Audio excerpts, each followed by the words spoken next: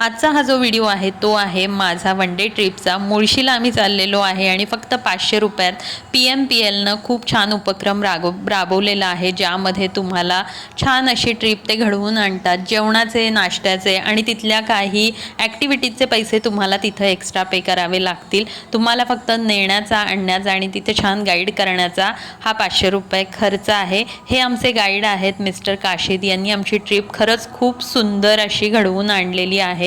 सुरुवातीला पुणे स्टेशनवरून ही बस सुटते, त्यानंतर स्वारगेटला येते आणि त्यानंतर डेक्कनला। तर यांच्या बऱ्याच वन डे ट्रिप आहेत, त्या सगळ्याची माहिती तुम्हाला या व्हिडिओच्या डिस्क्रिप्शन बॉक्समध्ये मिळेल। तर या ठिकाणी सुरुवातीला गणपतीची आरती झाली आणि प्रवास जो आहे तो सुरू झालेला आहे।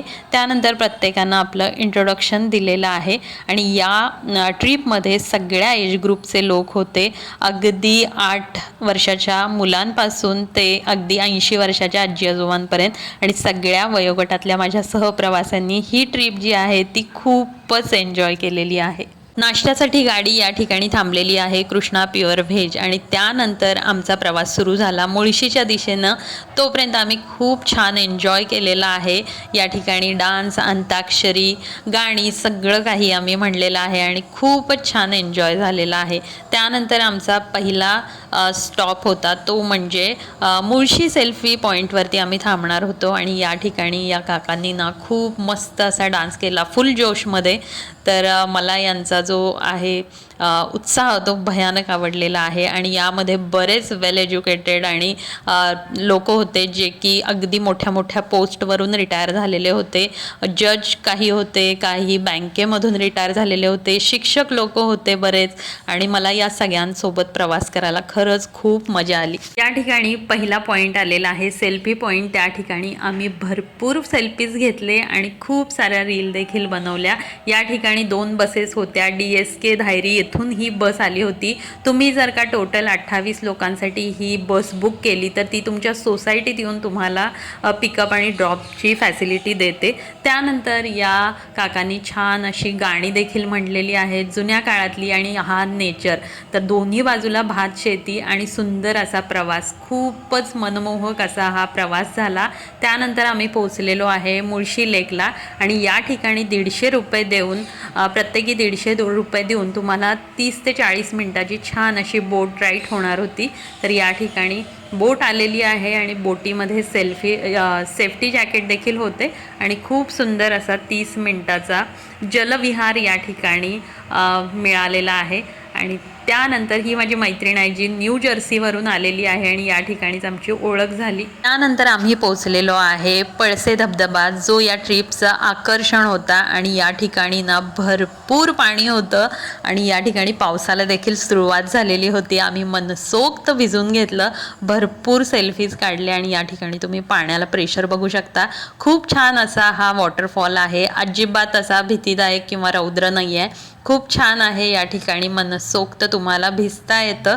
तर सॅटर्डे संडे या ठिकाणी खूप गर्दी असते, अगदी प्रचंड, उभा राहायला देखील जागा नसतं। पण या ठिकाणी आम्ही वीकडेची ट्रिप प्लॅन केली होती त्यामुळे गर्दी अजिबात नव्हती। आणि या ठिकाणी ना ही जे सगळे दुकानं आहेत ना ती आत्ता सुरू व्हायला लागली आहेत, कारण 2 आठवड्यापूर्वी पुण्यामध्ये भरपूर पाऊस झाला आणि त्यावेळी हा पळसे धबधबा आणि त्याच्या शेजारी असणारा ओढा याला भरपूर पाणी आलं होतं आणि हे जे सगळे शॉप आहेत ते पूर्ण अर्धे बुडालेले होते पाण्यामध्ये। ते काका तेच सांगत होते, आत्ता 2 आठवडे झाला आम्ही पुन्हा हे सगळं क्लीन करून दुकान जे आहे ते सुरू केलेलं आहे। या ठिकाणी आम्ही गरमागरम कणीस घेतलेला आहे। या ठिकाणी मॅगी, भजी, वडापाव, चहा, कॉफी सगळं काही तुम्हाला मिळतं। तर गरमागरम कणीस जे आहे ते मी आणि माझ्या मैत्रिणीनं खाल्लेलं आहे। त्यानंतर आम्ही जाणार होतो रिसॉर्टवरती। जेवण, रेन डान्स, स्विमिंग असे सगळी फॅसिलिटी होती रिसॉर्टवरती। त्याचे तुम्हाला मे बी 250 रुपये द्यावे लागणार होते। तर तुम्ही जर का डबा आणला असेल तर तुम्ही तिथं नाही जेवलात तरीही चालेल।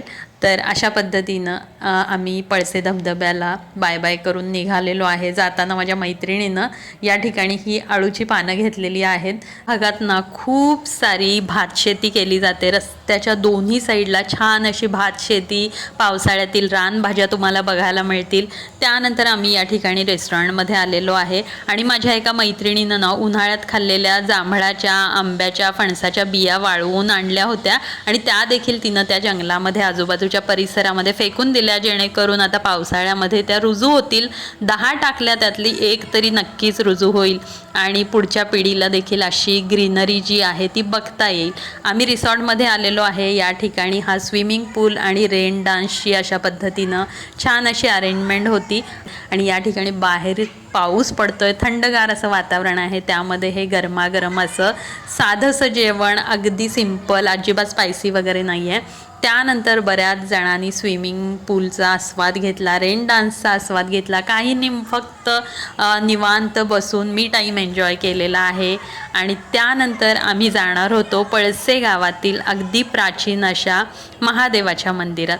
तर या ठिकाणी आम्ही 2 तास एन्जॉय केला आणि त्यानंतर आम्ही महादेवाच्या दर्शनासाठी या पळसे गावात आलेलो आहे. अगदी छोटंसं हे गाव होतं, 15-20 घरांचंच हे गाव आहे आणि गावाच्या मधोमध सुंदर असं हे मंदिर आहे महादेवाचं. गावात खूप शांतता होती आणि मला ना अशा मंदिरांमध्ये जाऊन दर्शन घ्यायला आवडतं जिथं गडबड, गोंधळ, गर्दी अजिबात नाही आहे, शांतता आहे आणि आपल्याला देवाला अगदी मन भरून असं बघता येतं. तर आता श्रावण महिना सुरू होणार आहे आणि सगळ्या महादेवाच्या मंदिरामध्ये भरपूर गर्दी बघायला मिळणार आहे आपल्याला. आणि श्रावणाआधीच मला छान असं महादेवाचं दर्शन झालेलं आहे आणि श्रावण स्पेशल देखील PMPLनं एक मस्त अशी ट्रिप घेऊन आलेले आहेत, जे की पुण्यातील सासवडच्या आजूबाजूला असणारे 5 ज्योतिर्लिंगांचं ते आपल्याला दर्शन घडवून आणणार आहेत, ते देखील 500 रुपयामध्ये.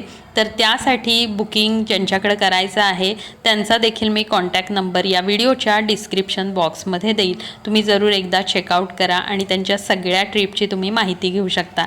त्यानंतर आम्ही निघालेलो आहे परतीच्या प्रवासाला. त्यामध्ये आम्ही चहा ब्रेकसाठी एका ठिकाणी थांबलो आणि 6:30-7च्या सुमारास आम्ही सगळे आपापल्या घरी पोहोचलो. तर अशा पद्धतीनं निसर्गाच्या सानिध्यात आमची 1 डे ट्रिप सक्सेसफुल झालेली आहे. व्हिडिओ कसा वाटला जरूर कळवा. बाय.